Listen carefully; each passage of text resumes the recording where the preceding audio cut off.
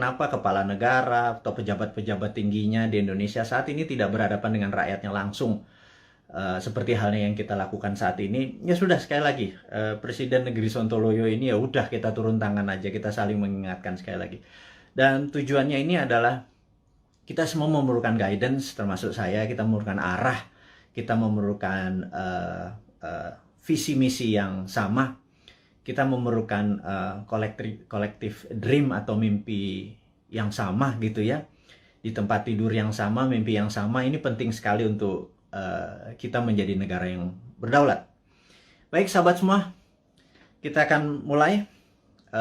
Selamat malam, assalamualaikum warahmatullahi wabarakatuh, dimanapun sahabat berada saat ini di negeri tercinta, mulai dari Sabang sampai Merauke. Kita selama beberapa saat ke depan kita akan memberikan banyak informasi-informasi yang mungkin sahabat butuhkan, begitu juga saya gitu ya. Jadi pertama-tama saya ucapkan terima kasih kepada nakes atau tenaga kesehatan dan tenaga medis, para dokter dan rumah sakit yang telah berjuang melawan COVID, melayani pasien yang saat ini udah kapasitasnya 100%. Dan siapapun yang saat ini terpapar dan lagi isolasi mandiri, semoga kesehatan dan kesembuhan dapat segera didapati, sehingga imunitas tubuh kita terhadap virus menjadi sangat kuat. Dan sekali lagi, waktu kita terpapar COVID itu bukan death sentence atau hukuman mati. Itu adalah perjuangan. Dan sekali lagi, terima kasih kepada tenaga kesehatan, tenaga medis, rumah sakit. Anda pejuang terdepan. Anda adalah pejuang-pejuang yang membawa bambu runcing yang mengalahkan penjajah itu. Dan saya dari hati yang dalam dan kita kaum New Mind mengucapkan selamat dan terima kasih berkali-kali. Terus semangat, terus semangat. Kami bisa apa? Kami hanya bisa menerapkan protokol kesehatan di manapun kami berada, dan kami mengurangi kegiatan berjumpa dengan banyak orang. Kami taat, dan kita harap hal ini semua bisa terlewati. Kita tahu bahwa saat ini pemerintah lagi berjuang dengan gayanya, dan semua negara juga berjuang dengan gaya masing-masing, tapi ada yang sudah lewat. Ada yang seperti kalau kita nonton Euro Cup kemarin gitu ya, agak sebel juga gitu ya, dimana mereka udah nggak pakai masker, mereka menang bukan sekedar menang dari COVID, tapi juga bola itu menjadi perayaan pelampiasan rasa suka yang setelah 1,5 tahun mungkin semuanya lockdown, dan kita masih berada di rumah dengan PPKM-nya gitu ya. Lebaran 2020 kita taat pada pemerintah untuk tidak pulang kampung, kemudian Lebaran Haji pun kita tidak sholat Id di publik. Mendadak tahun 2021, entah bagaimana, kita juga nggak pulang kampung. Saya juga rindu sekali sama ibu saya, keluarga saya di kampung yang nggak bisa ketemu. Dan kita taat. Kemudian Lebaran Haji ini pun kita nggak bisa keluar lagi. Dalam hati kita cuman berkata, kalau sampai tahun depan Lebaran masih kita nggak bisa pulang kampung, dan Lebaran Haji tahun depan kita tidak bisa berhaji, saya rasa ada masalah dengan bernegara kali ini. Udah kalian itu tidak menghadapi rakyat dengan langsung mengatakan apa yang terjadi. Sudah kita tidak boleh berhaji. Dan ada yang mengatakan nggak boleh berhaji masalah COVID. Rasanya enggak. Banyak yang mengatakan ini jangan-jangan masalah politik. Karena kita negaranya miring ke salah satu kekuatan politik dunia gitu ya, yaitu Tiongkok. Itu kita jujur-jujur aja. Kenapa sih kita nggak menjadi negara yang tidak harus miring ke kiri, nggak harus miring ke kanan, tapi semuanya kita rangkul gitu ya. Dan nyata, ngerangkulnya tuh nyata. Kalau sekarang kan agak miring ke salah satu, sehingga kita tahu Saudi adalah perpanjangannya tangan Amerika, di mana Amerika dengan petrodolarnya atau negara petrolnya Saudi dan negara Timur Tengah dikendalikan menjadi underlay-nya terbitnya dolar gitu ya. Berarti kan dia miringnya ke sana ya. Begitu kita nggak berhaji, jangan-jangan, sekali lagi jangan-jangan gitu ya. Ada yang bilang dana hajinya kepake infrastruktur. Saya pikir lah itu mah nggak nggak tahu juga saya apa yang terjadi di atas sana. Tapi ya mbok diterangkan gitu ya, jangan membangun narasi pakai buzzer.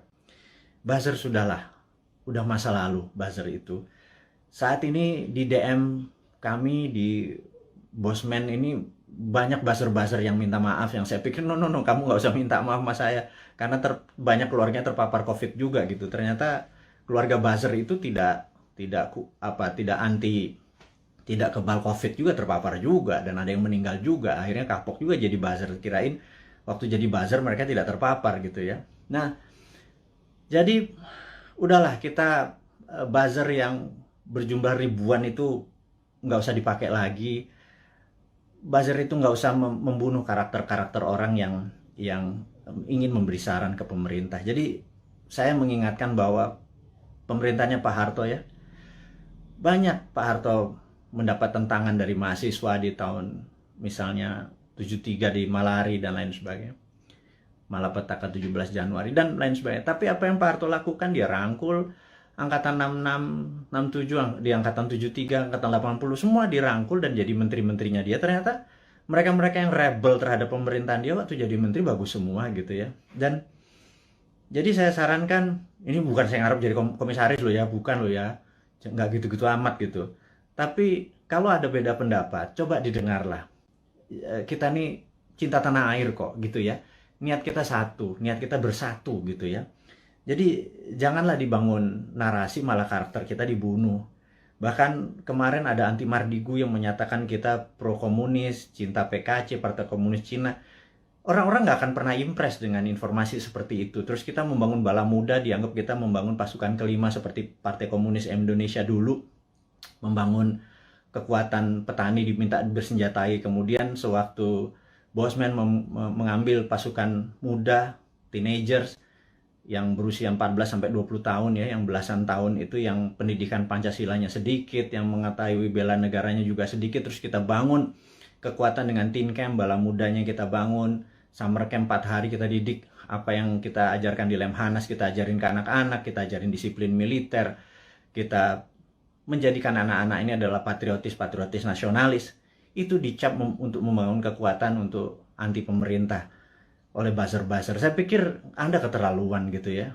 Iya, dan saya yakin orang-orang yang menjadi sahabat Newman ini nggak pernah percaya dengan apapun yang buzzer-buzzer itu lakukan. Dan karakter-karakter kayak gitu udah kuno lah gitu ya. Anak-anak sekarang zilenial, milenial ini sangat-sangat pinter dan nggak kemakan lah sama buzzer. Anda sudahlah tobat aja lah para buzzer itu dan bersama-sama bangun narasi, jangan memecah belah bangsa gitu ya. Dan itu tadi informasi mengenai COVID. Jadi saya rasa malam ini saya ingin share sedikit tentang COVID ya. Jadi di seluruh dunia sudah 3,2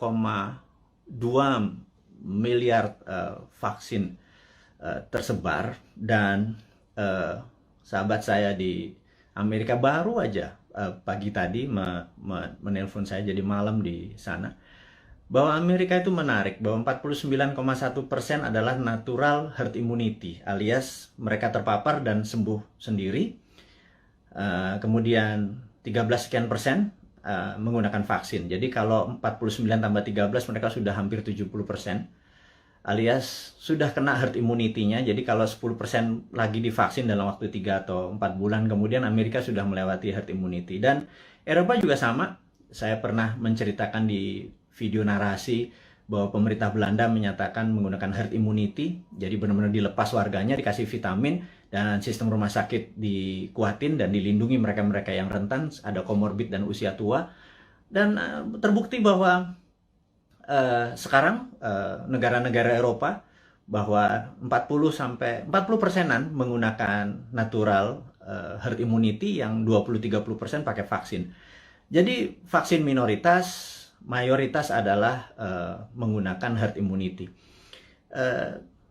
Indonesia saat ini mungkin yang herd immunity berdasarkan data di bawah 10% yang terpapar dan sembuh, yang tanpa gejala dan lain sebagainya. Kemudian yang kita baru berapa persen ya, dengan kecepatan 250.000 suntik per hari, 3 tahun lagi kita mendapatkan herd immunity itu mungkin sekarang baru 20-25% yang sudah dikatakan kebal gitu ya. Jadi mencapai 70%, 80% pencapaian ini masih cukup lama. Jadi saya pikir kita ada ya sekali lagi bukan salah bernegara lah.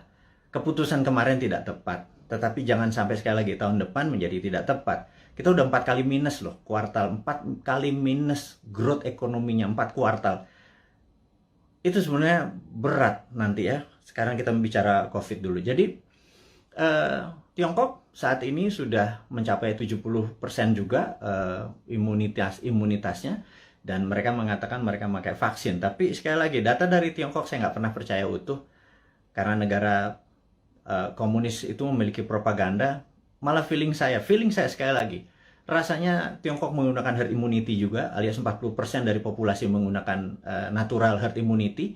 Mereka terpapar dan mereka sembuh, dikasih vitamin dan dikasih sarana kesehatan. Yang 30% atau 40% baru pakai vaksin, sisanya vaksinnya diekspor ke luar negeri. Jadi jangan-jangan Tiongkok sendiri pakai herd immunity natural gitu ya, dan sementara kita pakai herd immunity vaksin gitu ya. Semuanya benar. Saya tidak anti vaksin, saya sangat mendukung vaksin. Vaksin terbukti mengurangi tingkat fatality atau tingkat kematian.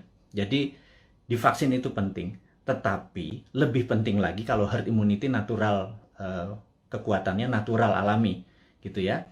Nah, vitaminnya multivitamin biasa, B kompleks, B12, vitamin C, vitamin D plus matahari, olahraga, makan sehat dan lain sebagainya. Itu adalah basic untuk meningkatkan imunitas, dan kemudian mineral-mineral dan lain sebagainya. Itu basic sekali dan semua dunia juga tahu, sehingga yang terjadi di negara Tiongkok adalah mereka-mereka yang natural herd immunity-nya. Dan ini ada yang menarik, sampai ada sebuah statement dari Anda kalau suka nonton, denger ya. Jadi kalau IG itu kan tempat pamer, jadi ada pamer kekayaan, pamer perjalanan dipamer-pamerin. Kemudian kalau di TikTok itu beda, generasi TikTok sama generasi IG beda. Kalau di TikTok itu Anda harus sombong gitu. Kalau IG begitu sombong Anda diledekin. Kalau di TikTok Anda harus sombong. Anda di rumahnya punya lift, bilang wah gila, rumahnya dia ada lift gitu. Dan nggak ada, bagi anak TikTok tuh biasa aja. Anak TikTok adalah anak zilenial, anak IG adalah anak milenial. Dan mereka ini adalah orang-orang yang well informed atau terinform bagus dengan dunia digital. Dan jadi sekali lagi kembali ke masalah COVID. Jadi Indonesia memilih menggunakan vaksin gitu ya, sementara negara-negara Eropa menggunakan natural herd immunity. Oke, nggak apa-apa. Yang penting sekarang kita adalah menjadi negara yang harus terbebas dan menang dari COVID. Dan saya sangat menyarankan, ini yang saya sangat menyarankan nih, kan kita kan presiden, negara kita adalah Republik Sontoloyo. Jadi Republik Indonesia terkadang kita menyebutnya negara tetangga gitu ya. Jadi kita mengingatkan kepada pejabat saat ini, mbok jangan pakai apa-apa import gitu ya. Satu, masalah COVID ini adalah masalah import gitu ya, dari luar. Kemudian PCR dan antigennya import. Kemudian alat-alat kesehatannya import. Kemudian masker dan protection, disinfektan segala macam, mayoritas tuh import gitu ya. Kalau ada gelombang ketiga lagi, mudah-mudahan jangan. Masa kita impor terus ya, flight capital, ya miskin lah bernegara ini. Sudah sistem bernegaranya saat ini keuangannya cuma 44% uang beredar dari GDP nasional. Bisa dibayangin Singapura 120% uang beredar dari GDP nasionalnya. Korea Selatan, Jepang. Tapi nggak tahu kenapa kita cuma sepertiganya. Waduh, wahai ibu pejabat yang sering dapat prestasi, mohon dijelaskan lah. Jadi kami ini sering nanya gitu ya. Ya kalau kaum new mind nanti yang berkuasa, pasti kita bisa 1:120. Jadi kita naikin 3 kali lipat dari uang beredar pada saat ini. Gimana kita bisa maju kalau uang itu ditahan? Yang kedua adalah pajak lah jangan naik terus. Maksud saya begini loh. Kalau Anda ingin misalnya PPH yang naik dari 10% jadi 12 atau berapa itu ya. Kalau Anda dulu kami dapat pendapatan 100 gitu, Anda pajak 10. Oke lah. Kemudian Anda naikin jadi 15, tapi kami dapatannya 80 dan Anda nggak ngikut lagi untuk numbuhin. ya kami juga nggak ikhlas kayaknya ngebayar. Jadi gini lah, kalau memang mau naikin 15%, 20% sekalipun nggak apa-apa. Tapi kalau tahun lalu kami dapat 100, pastikan tahun ini kami dapat 300 gitu. Dengan kebijakan yang Anda mendukung dunia kerja atau dunia UKM. UKM itu paling menderita pada saat ini, entah bagaimana. Nomor satu ya, kalau mau maju, kita semua tahu, rule of thumb-nya untuk maju negara itu sangat sederhana. Yaitu kredit selalu tumbuh di atas 15% setiap tahunnya daripada tahun belakangan. Jadi kalau tahun lalu 100, ya tahun ini 115. Minimum dengan naiknya 15% dari kredit tadi, negara naik 7%. Kalau sekarang jangankan 4%, 5% naik. Jadi kalau growth-nya cuma 2%, malah minus, itu ya wajar karena uang terlalu ketat. Dan apa sih susahnya Anda untuk memprinting money berbasis production gitu loh. Kita udah ingatkan berkali-kali. Dari 2016, Bosman Sontoloyo ini mengingatkan, MMT itu Modern Monetary Theory yang digagas oleh Michael Hudson itu bukan isapan jempol. Kita cuman beda mazhab aja. Anda Keynesian, kita post-Keynesian. China pakai sudah dari tahun 89. Amerika pakai dari tahun 71 printing money itu.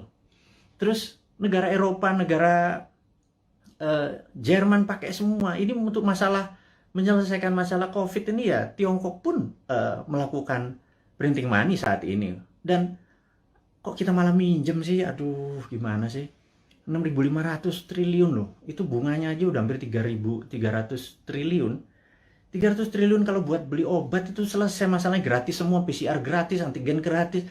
Kalau PCR-nya bayar, antigennya bayar, gimana kita mau travel? Terus udah kayak gitu, dengan PPKM kita ini udah taat sama ininya, tapi semuanya bayar gitu ya. Vitamin bayar gitu ya. Terus pajak bayar, terus kita pokok nggak pernah kebayar, negara sibuk bayarin utang, terus nambah utang. Aduh, ini mau mulai dari mana? Kita nih bertanya. Jadi sekali lagi, sahabat semua, kaum New Mind, kita ingin ke depan kita menjadi negara berdaulat. Jadi hari ini yang mau diinformasikan adalah gimana caranya kita di tahun 2045 Indonesia adalah negara superpower. Udah ya, itu adalah tema hari ini. Kenapa kita bilang ada yang penting dari Bosman hari ini mau mengumumkan sesuatu. Yaitu kita ingin tahun 2045 pada saat Indonesia 100 tahun, Indonesia Emas, Indonesia menjadi negara superpower, bukan sekedar negara kaya lagi. Negara superpower. Kita nggak bisa tumbuh hanya 5% atau 7% seperti janji-janji kemarin di dalam kampanye. Nggak bisa. Kita tumbuh harus lebih powerful dari angka-angka itu. Terus bagaimana membuat ini berdaulat gitu ya? Oke, sahabat semua. Saya ada beberapa informasi sebelum kita masuk ke topik ke sana, bahwa kita tahu saat ini negara-negara sudah kena herd immunity-nya dan kita masih belum. Dan penting untuk kita memberi informasi adalah begini. Sahabat, saya mengingatkan kita masuk ke topik berikutnya setelah tadi ini masuk. Jadi beberapa kali kita kalau naikin informasi di IG, toto bisa hilang gitu ya. Kemudian di sosmed yang lain seperti YouTube, channel kita sering di warning, sering diperingati dan hilang. Di Facebook, jadi kita udah berapa kali hilang, terus 7 kali kita diperingati Facebook, IG, Twitter kita hilang, terus YouTube kita pernah hilang gitu ya. Dan ternyata saya baru memahami setelah algoritma teman-teman melihat dan dilaporkan, ternyata cara menghilangkannya gampang. Begitu mereka tidak ingin video atau tulisan segala macam itu, sekelompok buzzer adalah menginformasikan, melaporkan bahwa ada unsur porno, ada unsur dan lain sebagainya, sehingga pemilik sosial media yang tidak bisa berbahasa Indonesia itu pokoknya dapat laporan, terus mereka kasih peringatan kita gitu ya. Agaknya ide-ide kita ini sudah mulai menakutkan baik globalis di internasional ataupun pemikiran bernegara. Padahal kita tidak berniat untuk revolusi, berkudeta. Kita ingin negara kita utuh dan kita ingin negara kita menjadi negara berdaulat di 2045. Kita tidak tergantung pada negara asing gitu ya. Yang kita tanyakan misalnya pada saat kita taat tapi TKA asing masuk. Anda datang deh jam 12 malam, jam 2 malam ke Soekarno-Hatta ya, pakai masker ya, sama disinfektan. Anda bisa lihat ada 300 orang, 500 orang, terus mereka nggak ada karantina. Pertanyaan sederhana, kenapa nggak dikarantina sih? Gitu aja. Segitu kuatnya pendukung mereka-mereka ini, yang saya nggak tahu pejabatnya mungkin sakti sekali gitu ya. Sehingga waktu kita peringati, kenapa mereka bisa masuk? Kenapa kita taat, terus mereka asing bisa masuk, terus mereka bisa ikut bersama-sama komersial flight dengan warga negara Indonesia lainnya. Mereka tidak bisa berbahasa Indonesia. Dan jawabannya adalah jangan macam-macam, suruh diam kau, gitu ya. Karena nanti kalau negara itu tidak mau invest di Indonesia, Indonesia bisa rugi. Itu kalimat yang benar-benar menurut saya, lo gila ya. Jangan gitulah. Emang satu-satunya negara ngolong itu memang Tiongkok apa? Segitu taatnya gitu? Enggak gitulah. Jangan berkata begitu. Kita bukan anak-anak lah. Berbicara yang lebih elegan sedikit, dengan data, dengan santun. Jangan membentak, jangan menghardik gitu ya. Kita bertanya juga baik-baik, ya kasih jawaban aja gitu ya, bahwa nanti kita urus, kasih yang manis lah gitu. Kita udah capek saling bentak, saling curiga gitu, udah capek gitu. Bernegara elegan sedikit, statement lah, jadi negarawan lah. Jangan jadi pedagang, mau ada cuan, ada untung segala macam gitu ya. Ya lu untung, gua kagak gitu ya, apalagi rakyat gitu ya. Itu kami bertanya gitu ya, kami dapat apa? Udah asetnya hilang, tanah air kita hilang, diambil barangnya, kita cuma dapat apa? Dapat pajak gitu. Buktinya kita tetap dipajakin tuh. Terus apa? Dari apa untungnya gitu ya? Terangin aja, ini untungnya segini. Kalau kita yang tahu adalah aset kita hilang, nikel kita gone, digantikan dengan apa gitu. 20 tahun lagi, Anda ingat, saya pernah ke Nauru. Nauru itu negara menarik. Dulu dia penghasil P2O5 atau fosfat. Wah, kayanya bukan main. Tapi beberapa 20 tahun yang lalu Nauru kehilangan fosfatnya karena dikeduk habis. Ya sudah, sama Amerika waktu itu, dikeduk habis. Negaranya miskin, hidupnya tinggal dari pariwisata aja saat ini. Naurunya kehilangan asetnya. Anak cucunya cuma bilang, oh dulu kita menghasil fosfat ya, gitu ya. Jangan sampai anak cucu kita bilang, Eyang, dulu Indonesia menghasil nikel ya? Nikelnya di mana ya? Tahu. Kita dapat apa waktu nikel itu dijual? Nggak dapat apa-apa. Kita dapat virus, gitu ya. Hal itu kan susah kalau kita dijawab sama cucu cicit kita bertanya hal-hal seperti begitu, gitu. Jadi kita tanya balik, kalau memang hanya didapat nikel itu kalau bisa, atau produk-produk alam itu, sumber daya alam, kalau kita percaya MMT, Modern Monetary Theory, maka sumber daya alam itu bukan sebagai alat komoditi atau alat dagang, tetapi sebagai alat tawar. Jadi keuntungannya itu bukan hanya dari jualan, tetapi ada benefit lagi. Jadi di atas financial benefit, sekali lagi, di atas Anda para pejabat sekarang tuh apa-apa kan financial benefit. Kita dapat untung, dapat untung. Selalu untung dan cuan gitu ya. Cara bernegara segitu kesannya kayak anak TK gitu ya. Karena kalau cara bernegara di atas keuntungan materi itu ada namanya humanitarian benefit, keuntungan atas nama kemanusiaan. Terus ada namanya nasionalis, keuntungan untuk negara gitu ya. Bukan hanya keuntungan sekedar dari pajak, dari dagang, dari selisih jual beli gitu ya. Tapi humanitarian, atas kemanusiaannya. Anak cucu kita masih benefit gitu ya. Nah, kalau kita pakai SWF, Sovereign Wealth Fund, itu asetnya masih di situ. Nikel kita masih di situ. Nah, kita mendapatkan funding dari situ untuk membangun sektor yang lain. Jadi, dana yang masuk itu untuk membangun apa? Kok kita masih ngutang? Saya bingung sekali, BUMN rugi, kita masih ngutang, aset kita hilang. Kami hanya bertanya loh ya, ini bukan ngomong terus yang dihardik lagi gitu ya. Ini hanya bertanya. Kami ini gelisah, Pak. Kami ini ingin menjadi negara berdaulat, dan kami ingin terbukalah. Karena itu, karena kalian tidak berbicara selama PPKM ini, ya sudahlah.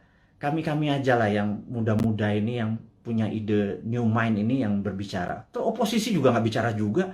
Kalaupun mereka bicara juga nggak ada solusinya. Beda kalau new mind itu selain berbicara, mengkritik, ada solusi-solusinya. Itulah membuktikan bahwa kita ini NKRI garis lucu. Bukan garis lurus lagi gitu. Di atas lurus itu lucu gitu ya. Karena semuanya jadi seru, jadi lucu, jadi fun gitu. Baik.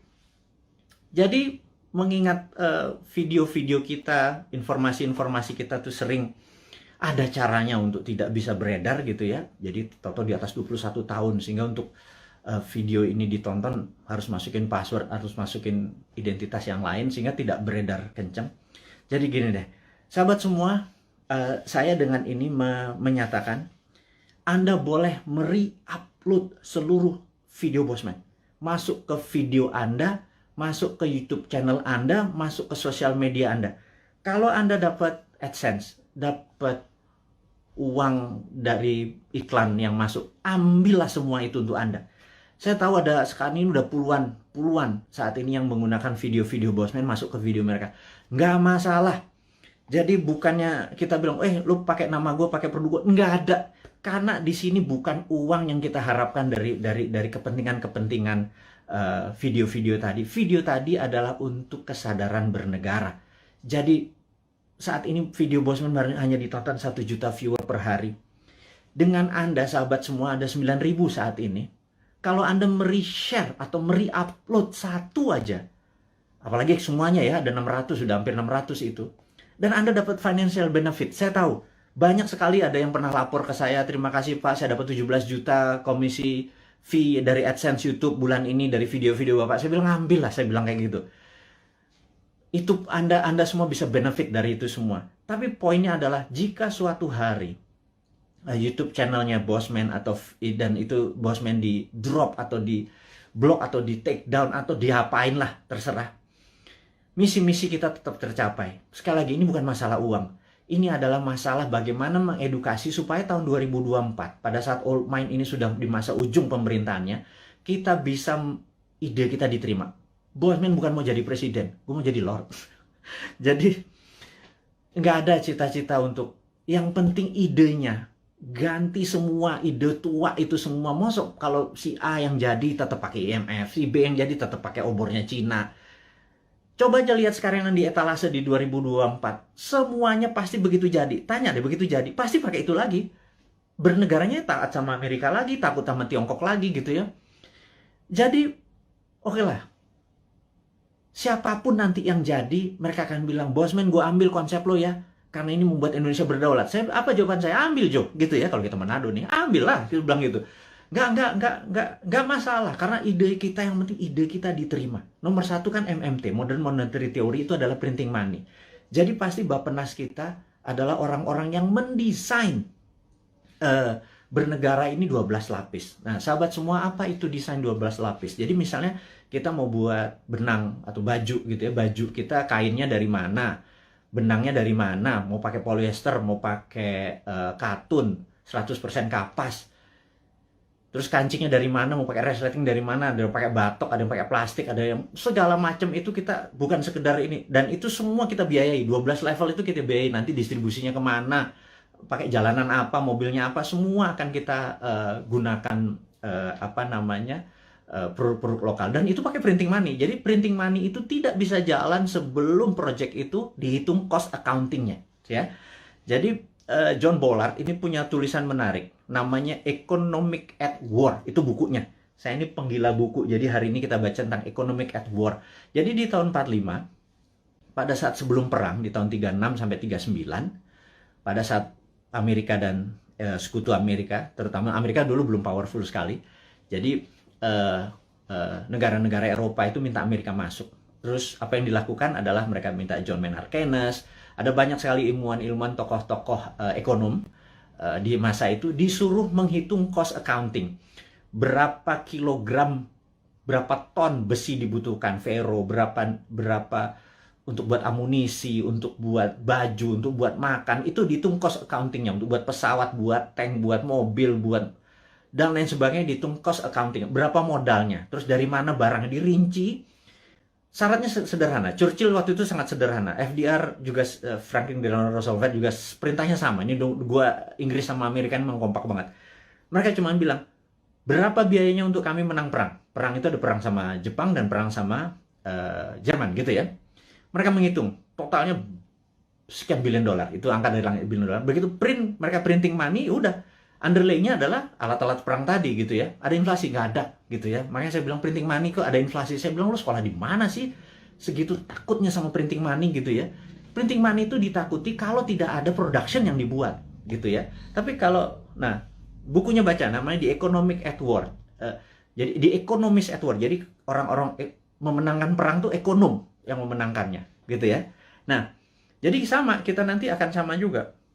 Kita akan membuat menghitung cost accountingnya, Kemudian kita akan printing money dan UKM kita langsung jalan ini jalan. Karena kita mau tahun 2024 itu kita menjadi negara berdaulat gitu ya. 2045 kita akan menjadi, dan mulainya dari 2024 karena sekarang kayaknya udah nggak kasihan sekarang ngurusin COVID, terus ngurusin apa Tiongkok ya udahlah, itu mereka terlalu repot dengan urusan gitu. Nggak mungkin lah bisa menjadi negara berdaulat. Kita cuma ngingetin sekali lagi. Jadi kita harapkan konsep kita ini diterima oleh siapapun yang nanti mau running 2024, konsep kita ini. Jadi kalau Anda bayangin ber-9.000 kita upload masuk, Anda buat, kalau nggak punya YouTube channel, Anda buat YouTube channel atau YouTube channel Anda sendiri. Anda tinggal ambil tulis kita, terus kasih judul-judul yang jangan terlalu negatif atau terlalu clickbait gitu ya. Kasih yang educate, kasih yang fun, kasih yang lucu dan lain sebagainya, sehingga ribuan atau jutaan orang. Saat ini ada 180.000 orang yang ada di internet, ada 180 juta. Jadi saya harapkan teman-teman bisa memanfaatkan. Kalau Anda dapat 1 juta per hari, Anda bisa hampir 100 juta itu dari AdSense-nya dari YouTube gitu ya. Pakai aja video-video kita ini untuk di re-upload, di reshare, dan pakai akun-akun Anda sendiri. Perbanyak itu semua informasi-informasi itu. Anda boleh mengganti thumbnail-nya, mengganti footage-nya. Yang penting voice-nya jangan dipotong. Narasinya gunakan tulisan agar orang menjadi lebih paham gitu ya. Ini tujuannya bukan untuk memecah belah bangsa, ini tujuannya untuk membuat kita negara berdaulat. Dan cara cerdas bernegara ini sudah hampir 600 video. Sebarkanlah gitu ya. Kemudian sahabat semua, kita saat ini ya tadi ada informasinya adalah untuk re-upload. Anda sangat diizinkan menggunakan nama Anda video-video Bosman. Saya harapkan ada 9.000 sahabat ini punya 9.000 akun yang masing-masing taruh semua videonya Bosman, dan Anda dapat faedah yang sama. Sekali lagi, kita baru mencapai mungkin 1% dari populasi. Bayangin dari 180 juta orang yang punya akun di sosial media atau internet, menggunakan internet ini, baru 1 juta yang kita capai. Masih kecil sekali. Gimana cara 100 juta bisa menonton video ini? Dan kalau 100 juta bisa menonton video ini melalui Anda punya channel, ya Anda yang dapat duitnya loh. Bicara itu aja dulu. Di masa pandemi seperti begini, susah bergerak, ya udahlah.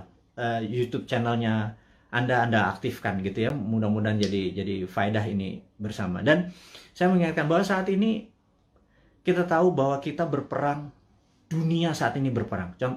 Contohnya lagi.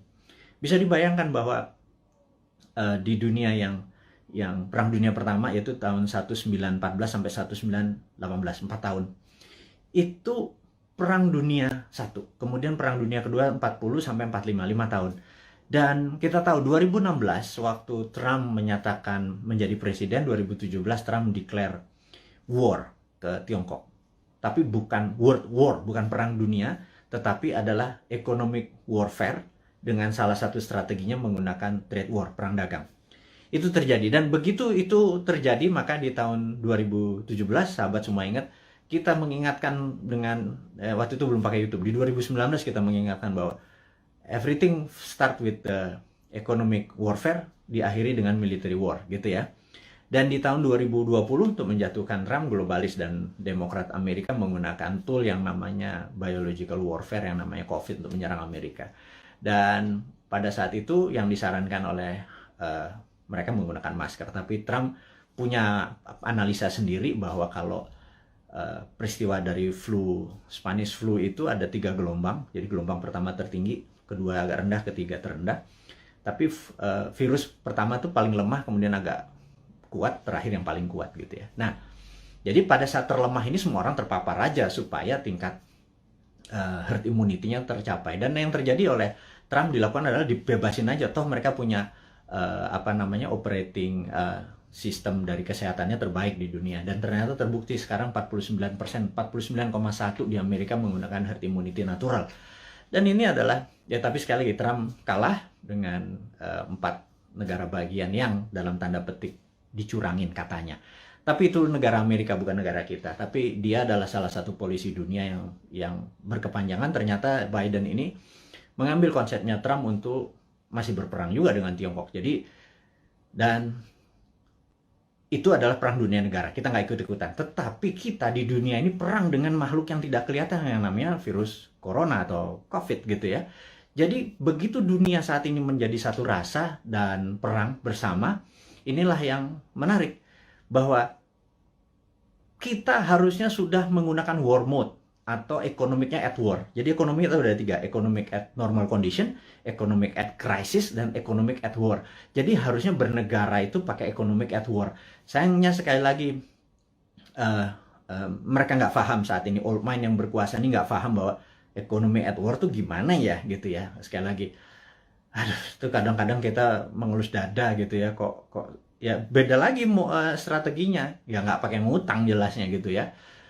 Harus berdikari, berdiri di atas kaki sendiri, every country for their own, negara ngurusin sendiri. Jadi begitu kita masuk perang dunia, yaitu 2020 kemarin, 2021 saat ini kita masih dalam keadaan perang, dan WHO serta World Bank sudah mengumumkan bahwa perang ini diperkirakan berakhir tahun 2025.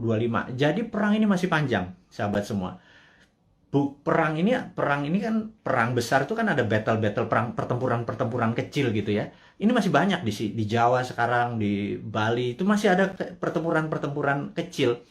Dan kita harus memenangkan pertempuran itu untuk memenangkan peperangan. Jadi bayangin kalau kita baru selesai tahun 2025.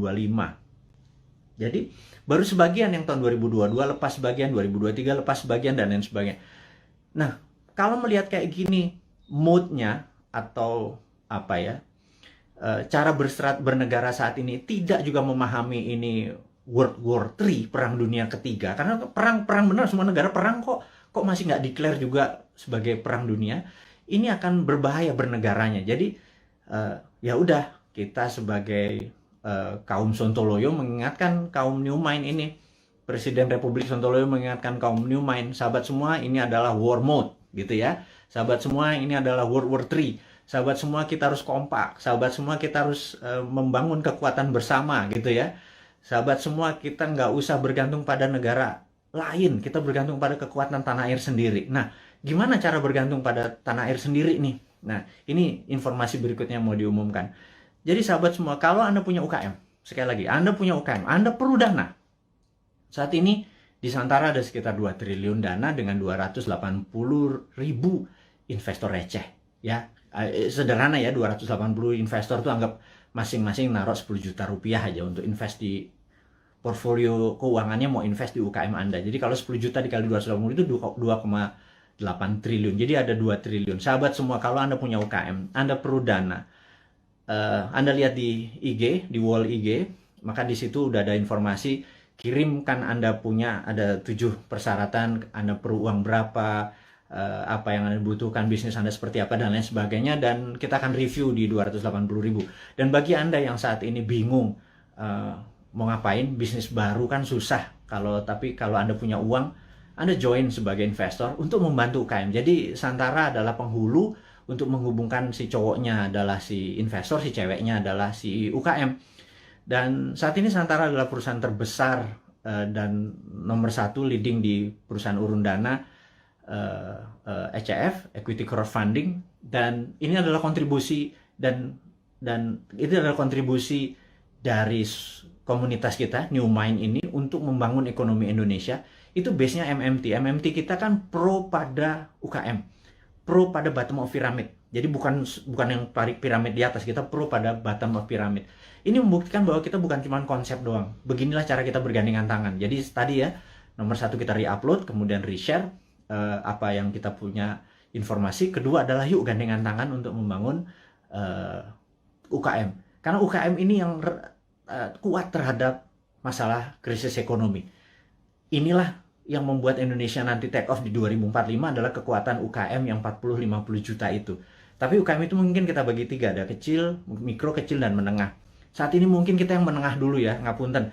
Jadi kita belum bisa menolong yang mikro gitu ya, yang juga yang kecil gitu. Kita yang menengah dulu. Pelan-pelan. Tangan cuma 2. Organisasi kita masih muda gitu ya, baru 3 tahun. Tapi sahabat semualah yang bisa membuat kita bisa menolong menengah, kecil, dan nanti yang ke mikronya gitu ya. Makanya yuk gandengan tangan kita invest di UKM. Nah, kemudian ada lagi yang kami mau umumkan sekali lagi, teman-teman, bagi mereka yang saat ini ada kondisinya kita tahu nggak stabil ke depannya, tidak ada yang terbaik daripada uang Anda ditaruh di gold atau di emas gitu ya. Jadi daripada, dan emas itu kalau pakai fisik kan bisa bermasalah. Sebentar lagi Dinaran akan menerbitkan ATM Gold. Jadi Anda bisa buka rekening, beli emasnya. Anda bisa ambil kapan saja karena ATM Gold ini kita akan ada di kantor kita, kemudian akan ada di semua mall di Jakarta dulu, dan habis itu nanti ada di semua lokasi. Kita ingin lakukan itu segera. Jadi ini semua adalah untuk bakti kita, gimana caranya kita bergandengan tangan ke depan untuk menjadi negara yang powerful. Sahabat semua, sekali lagi saya mau mereview apa yang kita dapat hari ini adalah negara dalam keadaan perang, dunia dalam keadaan perang. Saya sarankan Anda untuk melakukan hal yang sangat penting yang namanya survival mode. Anda harus survive, Anda harus sehat, Anda harus semangat, Anda terus bersatu, Anda terus berjuang mengalahkan masalah ekonomi, masalah kesehatan. Kita bergandengan tangan, kurangi gerak. Jadi pada saat Anda ada masalah dengan keuangan, yuk kita bergandengan tangan dengan Santara. Yuk nabung di Dinaran. Dan jangan banyak gerak dulu. Sabar. Jadi kita momen ini adalah segalanya. Jadi survival mode. Jadi saat ini ikuti aturan pemerintah untuk PPKM. Stay healthy. Teman-teman semua, di akhir informasi hari ini kita ucapkan sehat selalu, semangat selalu, bersatu selalu. Gunakan seluruh kekuatan Anda untuk membangun Indonesia, terus berprasangka baik, terus kompak, dan percayalah Indonesia akan menjadi negara berdaulat di tahun 2024 mulainya, dan di 2045 Indonesia akan menjadi negara superpower. Dari saya, selamat menikmati hari Minggu. Sukses buat Anda semua. Wassalamualaikum warahmatullahi wabarakatuh.